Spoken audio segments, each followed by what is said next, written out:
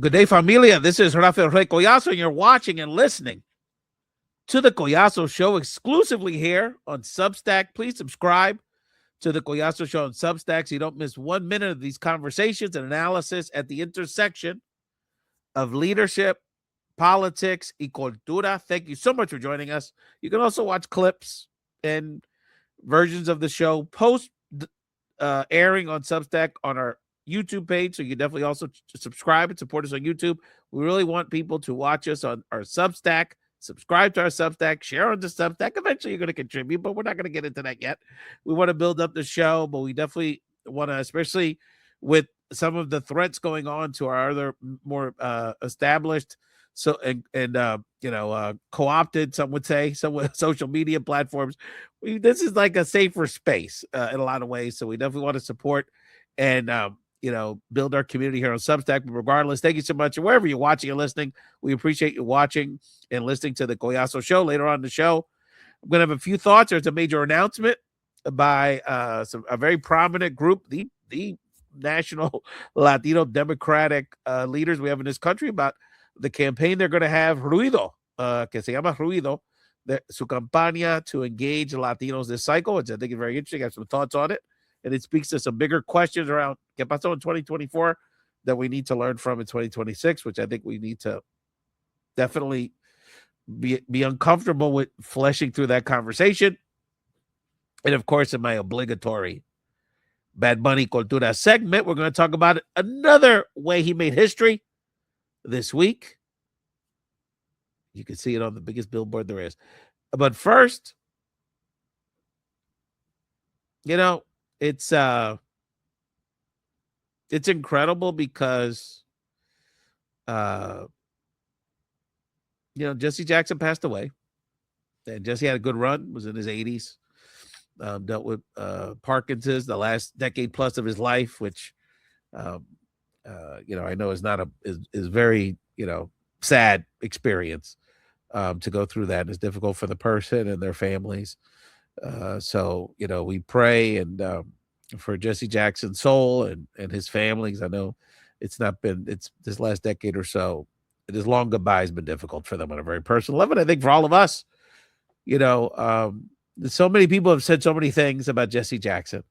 And I think I want to share with you my story, my two stories, which sort of in many ways bookend his career, my career, and really sum up in a lot of ways what he means to me and what I think he should mean to us, particularly in the Latino community. So 1984, I was 10 years old. And my dad when that was the first time Jesse Jackson ran for president. My dad took me to a black church in North Philadelphia, which is still there, I believe, like 12th and Lehigh, 11th and Lehigh, somewhere like that, which is sort of on the cusp of the Black and Latino community in North Philly that I grew up in, to go see him speak during campaign stop. I didn't remember my brothers going, but my brother Michael reached out and noted that they also were there, which is wonderful.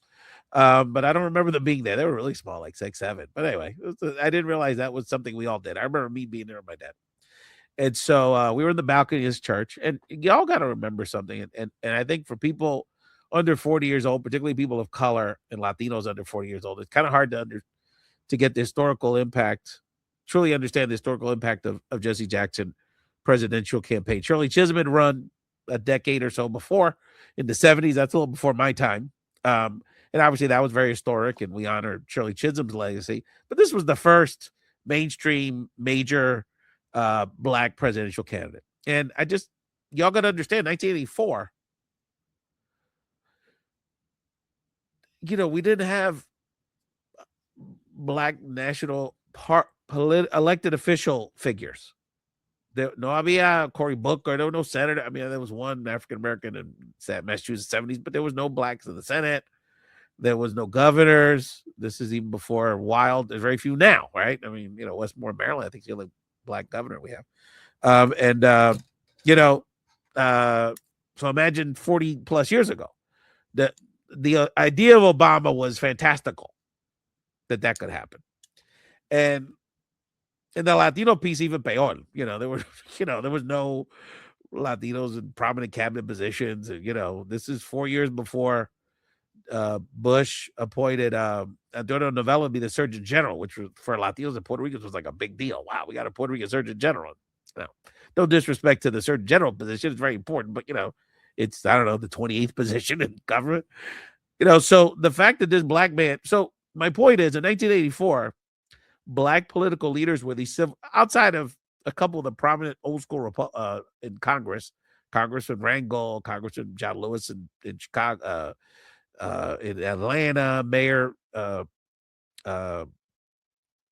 couple mayors of major cities, but basically, your black civil rights leaders who were carrying on the tradition of Martin Luther King were the major black political leaders in the country. Jesse Jackson, whoever was running the NAACP at the time. That was about it. Man, that was it. So when he stepped into the electoral space running for president, it was incredibly significant, incredibly historical.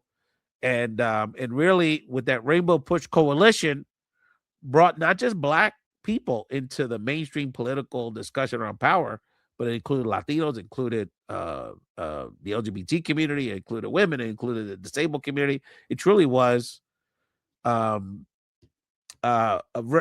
representation even beyond the black community, but just within the black community, very significant.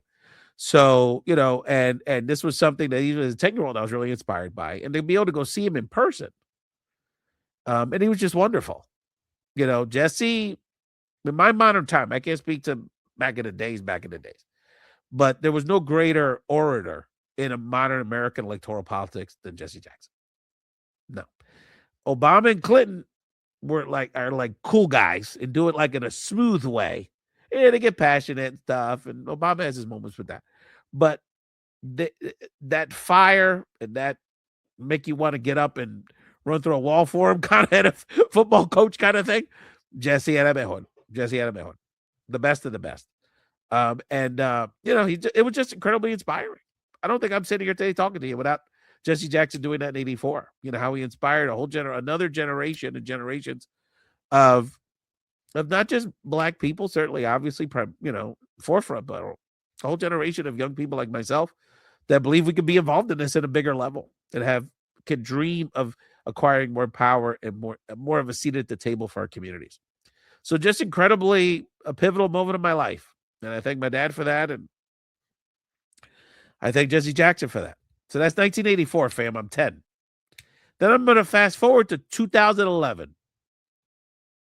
2011, at this point, I'm now starting to be at that point, I would safe to say, a national political operative for about 4 years at that point. I had been a national political director for an organization, national campaign director for an organization, the deputy executive director of an organization, and then, so on and so forth. So at that point, I'm in the national game for a minute.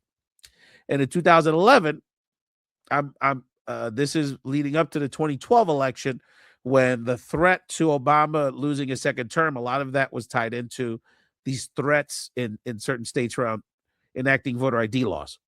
And fast forward, you see what the bullshit they're trying to do now with the SAVE Act. So this is that era of voter suppression. And so I don't remember all the details, but basically I end up, long story short, in the middle of Washington, D.C. at a major press conference with 10, 12 of the most prominent black leaders in our country and NAACP. I mean, all kind of people were there. Just icon upon icon, with Jesse Jackson being the headliner because he's Jesse Jackson. Ijo. I think there was one other Latino guy who was from an immigration organization, I remember. Ijo. So, and of course, yo bajito, yo estoy ahí, one of the younger ones. Even I'm in my 30s at that point. And I'm like, yo estoy aquí. I love that Jesse Jackson. There's the freaking Jesse Jackson. Anyway, so as all these amazing black civil rights leaders start talking, and legal experts, the voting rights stuff, how am I going to contribute to this conversation? Like, what am I going to bring to this? And I want to, in some way, impress Jesse Jackson. There's going to be my one shot to talk in front of him. The guy, so as you can imagine, someone who admires talkers, yo estoy aquí with the number one stunner. Anyway, I don't know what got into me. I get up and I go, I am the JJ Barrea of this press conference. For people who don't know, JJ Barea was one of the greatest Puerto Rican from the island basketball players ever. Look, if I go with JJ Barea, JJ Barea was a little tiny Rican, little point guard, little tiny guy. He had an excellent career in the NBA. And at the time, and right during that time period, spring 2011, he was playing in the NBA Finals and had this historic, incredible run, where this little guy played. He came off the bench for the Dallas Mavericks, had a couple big games. And if you really know ball history, you know that it was so ridiculous how well this little Rican played. He actually defended LeBron a few times. It was incredible. The guy played out of his mind for a couple weeks, and they ended up winning a championship. He was a big part of those Dirk Nowitzki teams. A few ballers, I remember that. Dirk Nowitzki was an incredible player. So this was in that moment in time. So I go, I'm the JJ Bray of this conversation of this press conference. I'm the Puerto Rican. I'm the shortest. I'm the least well-known because y'all are all legends and I'm just Ralph. Pero when it comes down to it, when our community's in time of need, like JJ, I'm stepping it up to be here with the big boys and girls because we have to stand together as Blacks and Latinos and disenfranchised people and stand up for our collective communities as one. And so I'm stepping up the way JJ stepping up. And I swear to God, fam, I swear to God, I don't make this up. I don't got to make this stuff up because it's too incredible anyway. Jesse Jackson, unprovoked, whispered in my ear, yo, Ralph, JJ is balling in the NBA Finals. Coño. Jesse Jackson acknowledged me and giggled and thought what I said was clever. What a validation. What a bucket list moment, fam, for a young kid that was an activist and Crioco Hispano y Negro. And, this 84, I'm 10. He's the big inspiration for me doing what I do. And then you meet him and he's just so incredible and tall and majestic. And he's everything you think he's going to be when you meet him. And he thinks what you said was clever. Gave you a little acknowledgement. Incredible.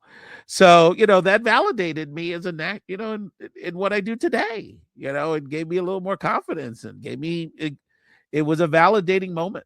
So Jesse Jackson made me feel seen.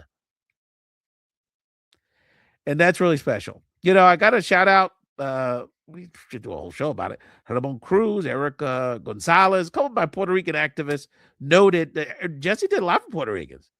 And around Vieques, around the discussion on colonialism, the Chicago Puerto Rican Peace Chicago guy did a lot with the Puerto Rican community in Chicago, Gutierrez, all them. Did very well. And Puerto Rico could vote in primary, so he won Puerto Rico, I think, both times when he ran for president, 84 and 88. And so Jesse did a lot for the Puerto Rican community. He had that, was ahead of his time in terms of progressive, moving with the more progressive agenda related to the island and sovereignty and Vieques and everything. So much respect and much love to Jesse Jackson. The Concept Boss did a lot for us, Bob. All right, let's talk about some great news I heard this morning. So the Congressional Hispanic Caucus, fam, the Congressional Hispanic Caucus are the Democratic Hispanic members of Congress. The Republican ones have their own other group, the Congressional Hispanic Conference. It used to be a bipartisan group, a lot of history there, but over Cuban policy, Los Guados broke off for the Democrats 30 years ago. But anyway, the point is, this is the Hispanic Democrats in Congress. So the Congressional Hispanic Caucus Bold PAC, so their PAC, their political arm, launched RUIDO today. RUIDO, noise. This is from their press statement, a groundbreaking digital organizing program that mobilizes Latino and Latina social media creators to energize voters through authentic, community-driven content. So this is going to be interesting. RUIDO meets Latino voters where they are, on their phones and through their trusted voices in their community. It makes a lot of sense. They say we got to start now because we can't wait till October, November, because they always, what do people do when you knock on your door on October 12th? We've all been there, fam. Y'all only come around for election day. They have a point because that's usually the resources that we have. So very important that this is a very good initiative. So it's basically, this is built on two premises. One, we have to start now, and they specifically note in the press statement that they're going to start mobilizing people around the primary elections happening around the country, which are happening. The next big one is actually in Texas soon. Well, I guess Chicago has one coming up, but in terms of like federal elections, the Crockett Tallarico race, I'm going to talk about in a second. March 3rd, that's coming up. Our homie Eric Colqueen's running for state rep. You're down in the RGV, vote for our homie Eric Colqueen down there. But so they're going to use these primaries that are going to be happening over the next several months around the country as an organizing tool, because if people vote in the primary, most likely they come out in the general, and they're going to use a network of social media influencers, and it's something I'm going to be working on too with my various hats. So they're going to be providing the Carlos Eduardo Espina, who was our homie who was at this press conference in Houston, Texas yesterday, and other local social media influencers, provide them content that they can share in their own flavor to educate people around these issues, whether it's immigration, healthcare, economics, but in the complicity of these Republican members of Congress rubber stamping this very harmful agenda against our community. And so I really applaud it. I hope that it's very successful. I think they're on the right track. On some level, I'll be supporting it on a few levels, I would imagine, and be a part of it, hopefully. They had a really interesting two things I wanted to note on it. They had the co-chairs of the Congressional Hispanic Caucus for this particular project, Jimmy Gomez from LA, who you've seen him a lot doing work. Jimmy did a lot as it relates to when ICE really got on the ground in LA. He was on the front lines, and he's been the one that really was the first one to raise the alarms around the detention center issue, which we can't. I mean, we need to be surrounding these places. The man, they all shut the hell down. Sylvia Garcia from Texas, our great representative there. Maxwell Frost, our homie from Orlando. Delia Ramirez, talking about a real one for the shy.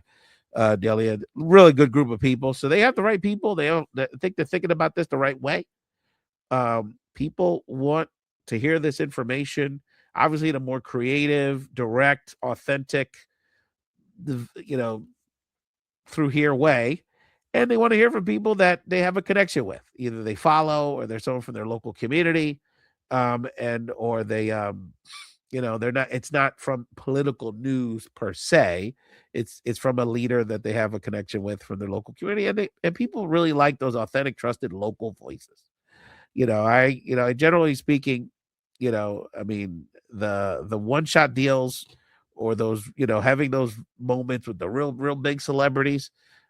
Just people are turned off by that. And frankly, unless it's Bad Bunny, I don't think there's too many people trust anymore on an act. There's a couple, I guess, maybe Becky G and Snow the Product or something. But beyond that, there's a lot of skepticism even amongst the elite class, regardless of if they're from our community. And anyway, the one thing I will say is that I did, I don't say critique, but a friendly amendment to their approach to this. So Congresswoman Linda Sanchez, a longtime member of Congress, good people.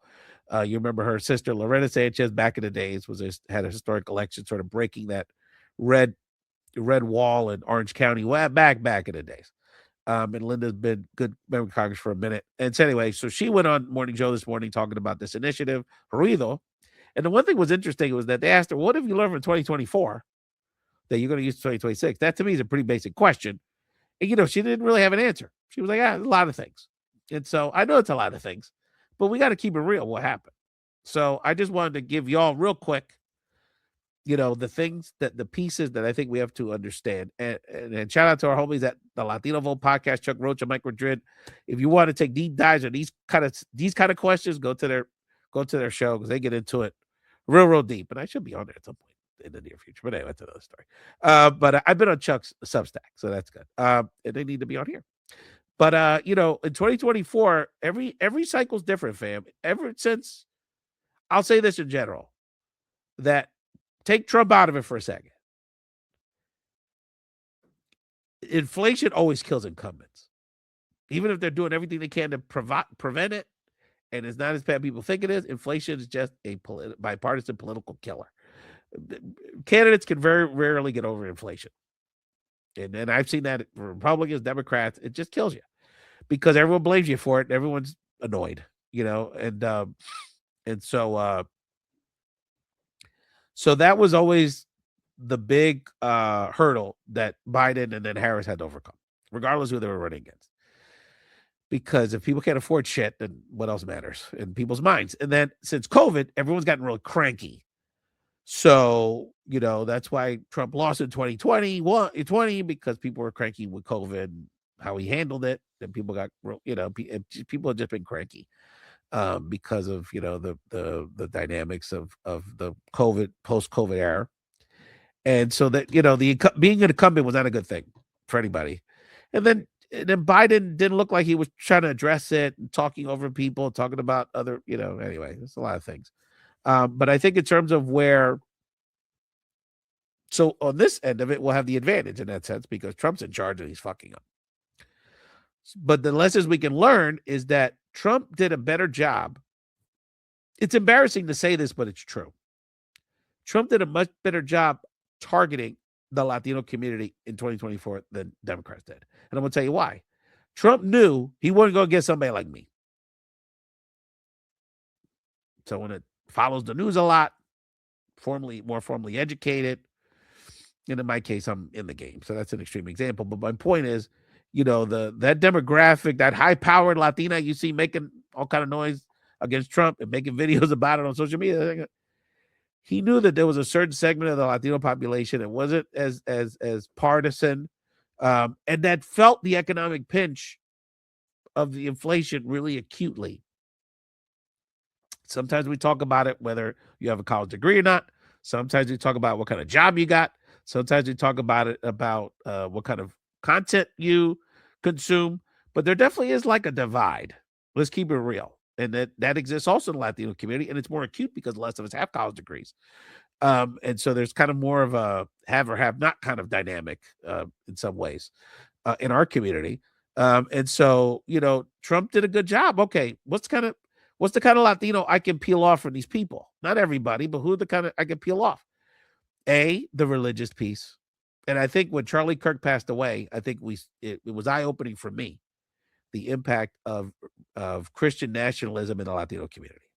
They have gotten even deeper penetration with some segments of our community with Christian nationalism. And I think any effort, one thing I would recommend to our Bullpack people, and I'm going to be trying to do in my small way, is try to talk to Latinos through faith principles and be in those settings to have those conversations. Not that we're going to agree about everything, but we're actually not really disagreeing on that much. But because the Christian nationalist movement is controlling the narrative and frankly has penetrated with Latino pastors with this message where a lot of Latinos equate, well, if I believe in God, I got to vote for this guy because he's going to protect the babies with abortion or he's going to keep boys, boys, girls, girls. I could sit here and argue all day, and I do, that's not what the Bible is all about. But I respect that, we have to engage where Latinos are at in the conversation through a spiritual lens. That doesn't mean we're going to be discriminatory against Jewish people and atheists and Muslims, because we're not going to do that. But that does mean we have to engage people that talk about our principles through a faith lens more. We have to do a better job of that, period, across the board. Then the other piece is we just did a crappy job talking about it in a way people understand. So, ironically, Trump did a better job with his surrogates. He had Anuel and Nikki Jam and people like that. Now, I know for some of us, we got pissed off at that and we're canceling them. But, it did kind of speak to an ethos in our community. Him being involved in MMA and in the wrestling world. That's what Latino guys are into. Including myself. I like that some of that. I'm a sports guy. And him just being there, him just showing up. When he went over Joe Rogan and these other these podcast bros, he looked like a fool. He didn't do well, but he engaged them. And he was self-deprecating, and he let him crack on him, and he acted like a homie a little bit. I'm not saying that Kamala should have absolutely done it, but not engaging and investing in that engagement really hurt her. It hurts Democrats with Latino voters. So we have to get back to, there's a whole lot of stuff, but we have to get back to investing. And this is what I love about Ruido's effort. We have to invest in engaging our community in an authentic way. One of the things that the CHC Democrats need to do better is utilize our CHC members. We've got a lot of great CHC members out there that most of you don't know who they are. And a lot of them are like guys that have, that could be very appealing to Latino men. These are guys, the Jimmy Gomez's, the Badillas, what's my buddy Aguilar out in the inland. These kind of guys play softball on the weekends and live very kind of like traditional Latino lives, con la mujer and their families and their children, and they're connected to the community. And I think that they need to utilize those voices, those folks outside of the boundaries of their congressional districts. Ron Escobar, El Paso is excellent. There's so many good ones. And I think we need to utilize those voices, those perspectives better. Because I do think that and when we do, we see results. Look what happened to Rudy Gallego in Arizona. He ran 6-7 points ahead of Kamala in Arizona. Why did that happen? Right. So the other thing I would say, I got to tell my Don Omar story real quick. This is how bad the Democrats did in 2024. This capsulizes it. I read one of the bigger Latino super PACs in the country last year, or in 24. So it's independent expenditure, long story short, so we don't coordinate with the party. So what we do is sort of separate from the party, but we're doing partisan activity. Complicated thing. But anyway, my point is, I get a call from Don Omar's people the fall of 2020, of 2024. It's like, Collazo, you're doing this independent expenditure in Pennsylvania. Don Omar's people reached out to Kamala's people in the summer after what he saw with Anuel. They said, no, fuck that. We got to be out here. We got to support Kamala. They never got back to him. So he reached out to me, la última hora. I say, well, maybe we could do something together, Ralph. We heard you doing something. I'm doing stuff with Frankie Negron, Sonia Manzano. I'm out here, we got our own network. You know what I mean? And long story short, I couldn't find the jet to bring him in from PR. This is what happened. I had the money, actually, believe it or not. I couldn't find a jet. It was a last minute thing. So anyway, we could have had Don Omar campaign with us, which would have been good. But my point is, how do you not let that how do you let that resource slip? One other tidbit, then we'll get to the obligatory Bad Bunny segment. My take on the I'll tell you my take on the on the Stephen Colbert Tallarico thing. That to me, because by the way, that's the best thing to happen to Tallarico's campaign was what happened. Him being the CBS choosing not to air his interview on Stephen Colbert's show the other night, because now it's been seen so much more on YouTube than it would have been on 11:30 at night a few days ago. And that's only going to help Tallarico. But that to me means if Trump is trying to support indirectly or in a backwards way Tallarico's candidacy, that means he's scared of Jasmine Crockett. And we don't know how they're voting. It's going to be a close election. Election day is March 3rd. Early vote has started in Texas. We encourage people regardless. I'm not taking a stand on it with any on a personal level or any of my organizations. I want people to come out to vote. Either one will be good with me. I like both of them a lot. I think Jasmine ends up taking it. We'll see. But do y'all just support my man in South Texas, Eric O'Guinan, for his spot. That's all I ask you in Texas for his primary. But my point is, if you look at the numbers, first day of early vote was yesterday or 2 days ago in Texas. We have 200-300% increases in Democratic turnout in Harris County and Tarrant County, Harris County, Houston, Tarrant County, Fort Worth. 200 to 300% in comparison to 2022, and bigger than comparison to the presidential 2024 for the primary cycle. So we're talking about historic turnout, historic interest by Democrats in Texas. Whoever wins is going to have a real shot, because on the flip side, they're a disaster. They might end up electing Paxton, who the attorney general was so corrupt. He laid the foundation for Republican corruptness in this decade. And he may end up being a guy that gets Corden, and it's not like Corden's super inspirational either. So you're going to have a dud on that side, and someone that's going to excite all kind of people, different people, but all kind of people in their kind of party. They got plenty of money. There's going to be a lot of momentum in Texas. Look out for Texas, fam. So that's my observation there. Bad Bunny, fam. The latest accomplishment was Billboard announced this week that Bad Bunny has, for the first time ever on Billboard, the #1 song in the U.S., Debí tirar más foto, which was the title track of his seminal album that came out last year. DTMF is the number one song in the country. This song is over a year old. He not only has the number one song in the country, which to me, and I've said it on other shows, is the most will be the most important song he ever makes, I think. But he has 4 of the top 10 now. One of which, Titi Me Preguntó, is 3 years old. So he's got a song in the top 10 that's 3 years old. And by the way, 5 of the top 10 of Puerto Ricans go Bruno Mars as a number 10 song.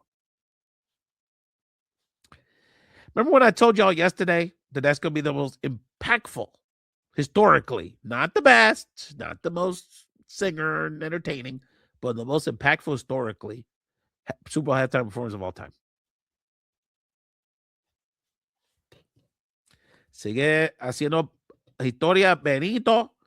He'll be in Brazil this week. He'll be in, Carnival is wrapped up today. So he's going to keep the party going in Brazil. He's got some funky members only exclusive super Spotify fan thing going on in Japón in March. So Bad Bunny's going to keep making history, and we're going to continue to document it. Thank you so much for watching the Collazo Show. Subscribe to the Collazo Show by subscribing to my Substack so you don't miss 1 minute of these conversations at the intersection of leadership, politics, y cultura. Thank you so much for joining. I'll talk to you soon.